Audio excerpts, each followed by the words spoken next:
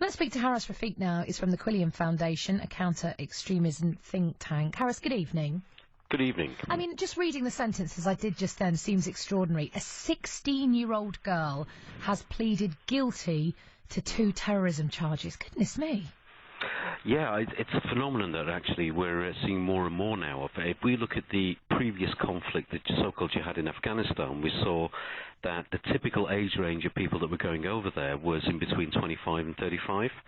Now with ISIL in Iraq and Syria, we're seeing that that's come down to 14 to 25, and approximately 10% of the people that are going from Europe, the UK, Europe, USA, Australia, etc., are young girls and women, and that's something we've never seen before. Is this because this group, this so-called Islamic State, are using a lot of social media in order to try and indoctrinate people? And who are the biggest users of social media? Young people. And what is it that a lot of parents don't really grasp and understand? Social media. No, absolutely. But one of the things about social media is that it gives the individual that's being brainwashed the perception that they're actually dealing with somebody direct. It almost feels like they're, even in some cases, talking to Baghdadi himself. More and more people now are living parallel lives. More and more youngsters especially are becoming slaves to the device they carry around with them, which is the smartphone. It could be their IT equipment at school or at home.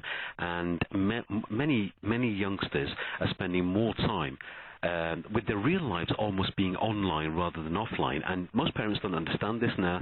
Response as a society, even from the government as well, isn't up to fit for purpose at this moment in time. But I think things are changing.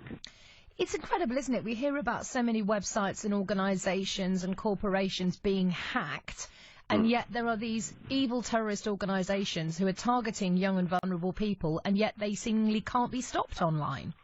Well, they're operating in a manner that is different to somebody who's static in terms of their website. I mean, for example, recently we know that there was a high-profile adult website that was hacked, and lots of names were actually released. Well, that website was static. That was a server that was in one place, and people could attack it. The way that these guys operate is that they're on the run, they're on the move. They're operating not just from Iraq and Syria, but through lots of disseminators around the world as well. There are fanboys, there are supporters, there are marriage bureaus, a whole range of things of people who are not directly there or directly linked, but are supporters that are propagating the message. And I think that's why it's more important that we actually look at what it is that they're actually propagating and how they're being recruited, rather than just the mechanism. And we just did a report which we launched yesterday actually called In and Out of Extremism, where we looked at a number of 10 former far-right and Islamist extremists who Quilliam has actually helped to de-radicalise, if you like, and look at the cognitive behaviour.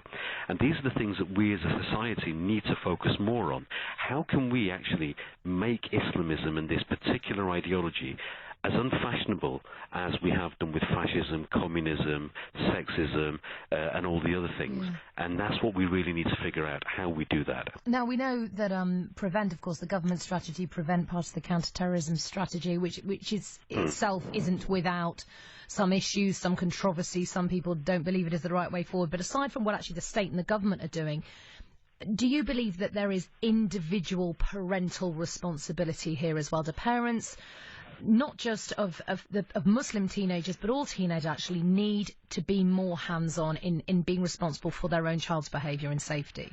Absolutely, it's all about safeguarding. I mean, I've got 3 children, and as they were growing up, they're all sort of 18, 21 and 25 now, and I spent a long time, both my wife and I, making sure that they were kept away from drugs, they were kept away from criminals, they were kept away from a whole range of things, and did the best that we could. And I think that under safeguarding, I think parents, more and more parents, need to take an interest, because a lot of parents don't actually know what's going on, or are uneducated and ignorant of the fact that it is actually going on. I mean, just to give you an example, one of the 3 girls that went from London in Bethnal Green, her father was pictured, she was 15 when she went, her father was pictured with a photograph on the BBC website with a teddy bear crying for his daughter to come back. And I believe that he genuinely wants his daughter to come back. But what became apparent about 4 or 5 weeks later, that he was actually taking her to marches when she was 13 onwards, where they were burning British and American flags and they were carrying the black flags, and not realizing that he was actually inadvertently creating the platform within his own household. And of course, he didn't realize that she would then be plucked out by certain individual recruiters and make the trip to Iraq and Syria. And I think that there are some cases where parents are either not paying enough focus, paying enough attention, or in some cases even actually inadvertently creating this atmosphere. And I think that more input from parents is absolutely essential.